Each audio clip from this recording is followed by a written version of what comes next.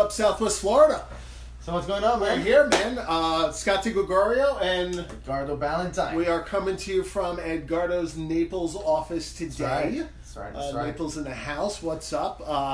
Start off, I want to thoughts and prayers, man, to everybody affected by Hurricane Dorian, man. It is a mess. Dude, it is freaking tragic watching like those videos, and I mean, it's sad. It sucks, man. It really sucks. But look, you know, everybody's talking about refinances, and you should refi, and you should refi, and you should refi, well, and forget about talking about refinances. People are getting bombarded on the phones. And people are getting the messages and mails and everything, promising the world, dropping rates. What's up, like bro? Crazy. I mean, you know, all these things. So, you know, even though this is the thing with refinances, it's very easy to make the numbers attractive. It's very easy for me to tell you, oh, you have a 4% interest rate. I can drop that to 3%. Right. So therefore, it's going to make sense to refinance, and that's just not always the case. It's just not always the case. So what we wanted to do today was to talk about the top 3 reasons why you should not refinance. Because I'm meeting with lots of clients, as you'd imagine, past clients about refining. And while I'm doing plenty of refis from them, I am also talking plenty of them out of refinancing. Yeah, and look, it's a great tool to save some money. It's a great tool to consolidate debts, and we've been talking about that. But it's not always great for everybody. It's for every situation. It's not. And look, there was an old adage that if you need to drop your interest rate 2 points for a refi to make sense. Which must be a really old adage. Which honestly makes no sense, and that brings us to our first point why you shouldn't refinance is if you're not going to be in that home very long, it makes no point. Okay. Because look, there's going to be costs on a refi, regardless whether the costs are going to be tacked into the loan or the costs are going to be tacked into the interest rates, or they're going to be out of pocket for you. So at the end of the day, if we're talking math. Because a lot of times, if you could save... Refis are math. Yeah, but if you could save $100 a month for 2 years, it might be worth it, depending on a situation or whatever. But if we're talking just math, if it makes financial sense or not, you need to think, okay, what's the cost of this refi for me, and how much money am I gonna save? And what's the break even? Every month, and what's my break even, right? Because if your break even is gonna be in 6 years, and you're planning on staying in the house for 3 years, then it just doesn't make sense. Mathematically, it doesn't make sense.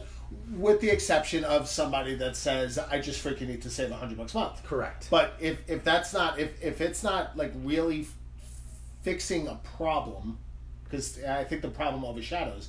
If it's not fixing the problem, if it's a matter of doing something smart, you got to look at that.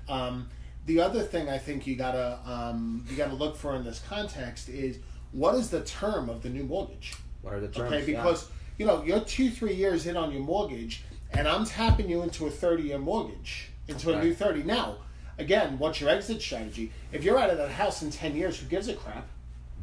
But if that's literally your forever home, we got to look at a 25-year refi. Right? Does it make sense to add all that interest? Right. Because that's the thing. Nobody talks about that shit. Nobody talks about how, oh yeah, the cost is this up front, closing costs, whatever, but and then we have 3 extra years of payments. Right. People tend to gloss over that little detail. That's 36 months of a mortgage. It's huge. It's tens of thousands of dollars. So those are things that you need to keep in mind, and those are things that when you're doing a refi, look, it's important to do that break-even calculator. It's important to know at what point, how much longer do you need to stay in that house for this whole thing to make sense to you financially. It's so important to do that, because that's the only way to see if you're actually getting the value that you're trying to get on doing this. Right, and look, we have an amazing refi calculator that does a really solid analysis of the pros and cons, and we could put different loan options in there, and I think having that level of financial data is critical so you can make a decision. I ran those numbers for a client literally yesterday, this guy Jeremy, and the math didn't work. End of discussion, the math didn't work. Right. So I sent it over to him with a little video explaining it, telling him the math doesn't work. So, so anyway, so that's the first thing is if you're not going to be in the property very long, or if you're going to be or if you are going to be in the property very long, right? Forever. And looking at the term of the mortgage, and Now, and that's when we can talk about doing a refi for 25 years or 15 years. Well, or there's all solutions, that but you should just not. But again, a lot of times the benefit is monthly savings. If the benefit's monthly savings, a 30-year fixed is going to get you that. Right.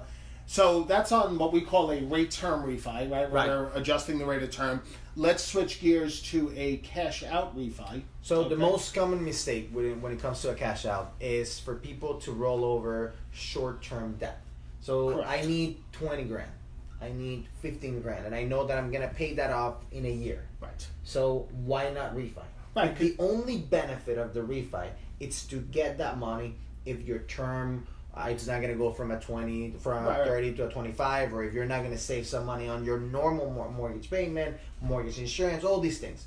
If none of that, if it's just that you're going to receive this money, it doesn't make sense. Dude, and that's and I get those calls all the time. Scott, should I do a HELOC or should I do a cash out refinance? And that's my answer. Short term money, do a HELOC. Okay. The benefits of HELOCs, and by the way, just for full disclosure, we don't offer HELOCs. Yeah, we don't offer HELOCs. I usually send them over to Gary at Synovus Bank, but anyway, that's always my question. What is the duration? If you're going to carry the mortgage, that debt for 6-12 months, take out a HELOC. There's no costs, right? There's no closing costs. Yeah. The payments are next to nothing because they're interest only. You're only paying money on what you're taking out. And when you pay it off, that money's there again in case you ever need to use it in the future. Now, so there's value there. The fear is the interest rate on a HELOC, it's going to be much higher than the interest rate on a regular loan. And adjustable. And adjustable. So it's going to adjust. I have one, and right now it's like 9% or something like that. Yeah. But, again, I took that, I paid it off in about 8 months, and now I'm not paying anything on that loan.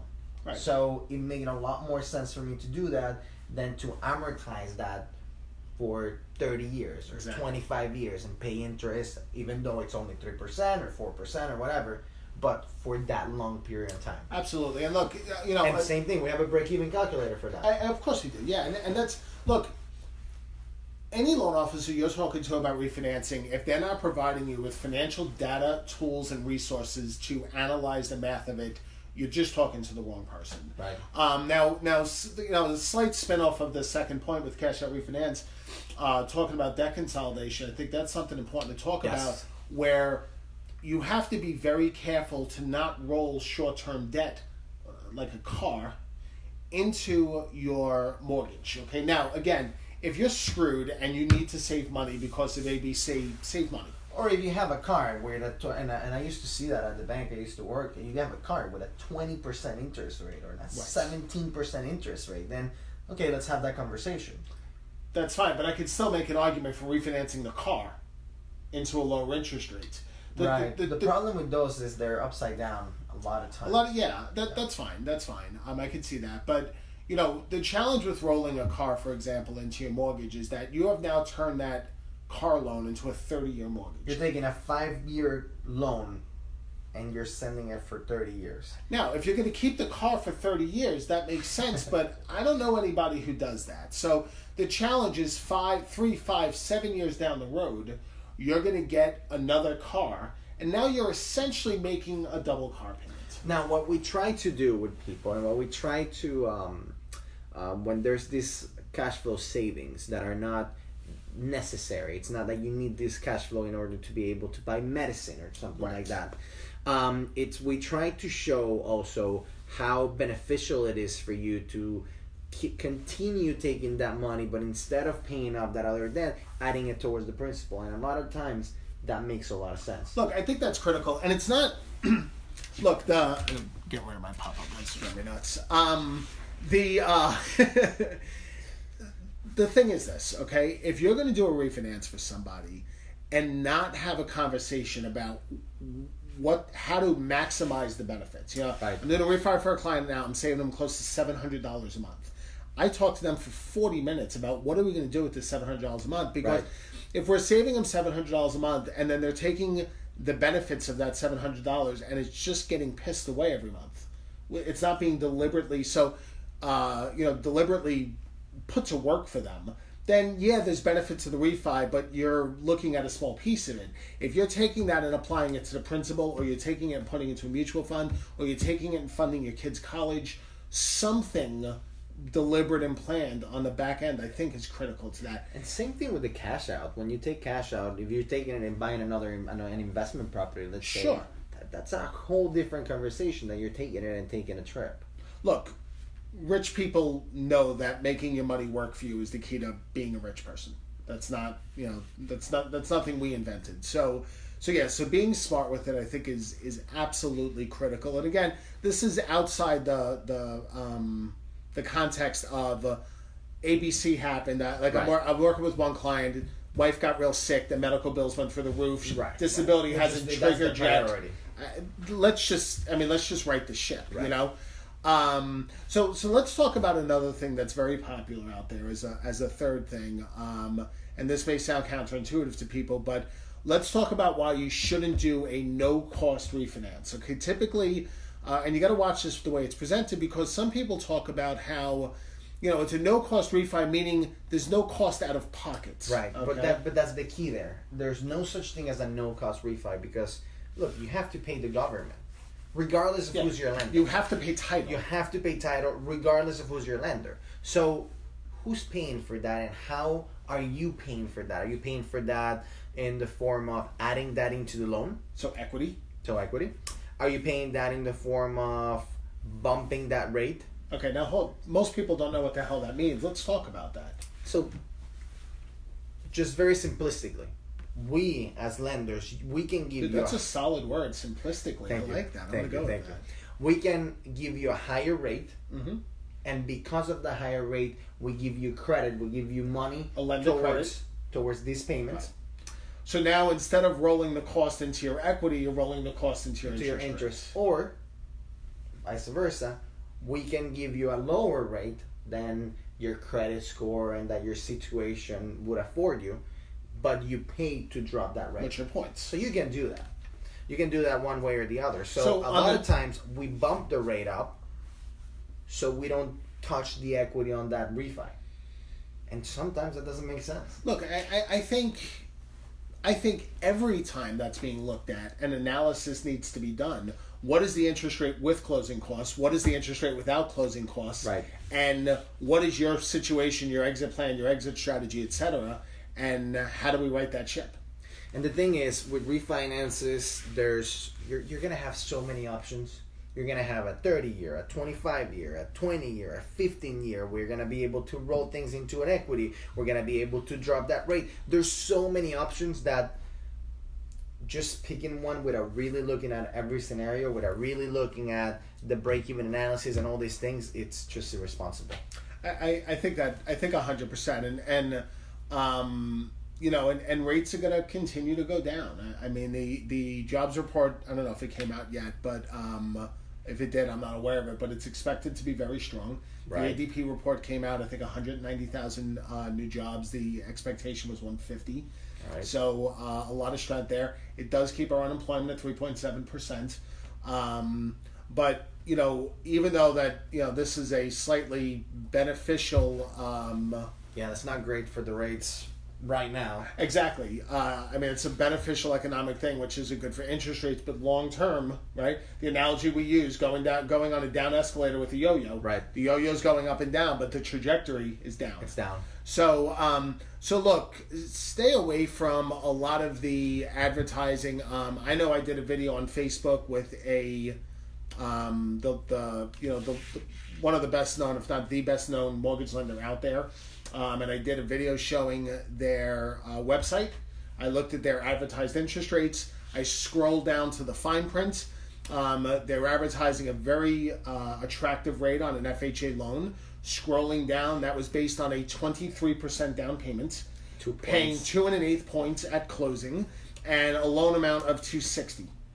Okay, which I'm pretty sure I've never ever done one of those FHA loans like that in my life. So look, a lot of the advertising, a lot of the stuff out there, frankly, it's just bullshit.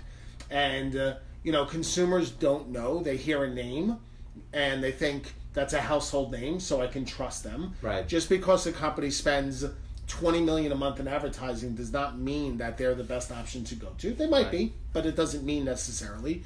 Read the fine print and flesh out the BS, because there is a ton of it. I'm getting inundated with offers and calls and mailings, and I've never gotten so much mail in my life. Yeah, it's crazy. And I was talking to somebody about this. The mortgage industry was supposed to contract 30% in 2019, meaning that 30% of companies were expected to go out of business this year. This drop in interest rates, which is somewhat unexpected, at least a year ago it was, is a lifeline to keep a lot of these companies in business. Yeah. So the companies are stupid aggressively going after this business, literally to keep their doors open. Right. And it's just something to be mindful of. And again, I just don't see that changing. So, what else you got, man? I think that's some solid refi tips. That's it, man. Just keep an eye out for that. You're gonna get a lot of calls, a lot of mails, a lot of things that sound extremely attractive. Just make sure that you understand what you're reading. Make sure that you understand what you're getting into. Yeah, and look, if you want one of those analyses done, it's not a terribly complicated thing. I think it's worth, just really quickly, if you are interested in refinancing a house, yeah, you need to call us and all that, but what we really need is we need to have a conversation with you. We need to understand what your goal is, and we would like to see your last mortgage statement. I think we got to go further. We need the mortgage statement. We need the mortgage statement. The point is, a lot of people are like, well, I don't want you to run my credit.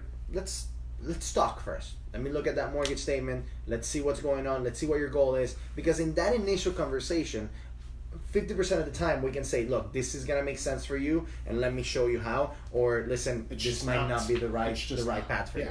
And look, we have to pay for those credit reports. So yes, it is the last thing we want to do from a business standpoint is pay for a bunch of credit reports. We don't charge you for that, right? Exactly. I mean, it's a cost we eat. It's I think $31 a report, so $32 a report. I don't like lighting $30 on fire. So if the thing isn't going to make sense and we're not going to move forward, or it's not even worth exploring in reality. Right. Why the hell would I pull somebody's credit report and throw $30 in the toilet? Right. I just won't. So look, that is what we got for you today. We'll guys, see you next week. We'll see you next week, man. We'll talk to you then. Take care. Take care, guys.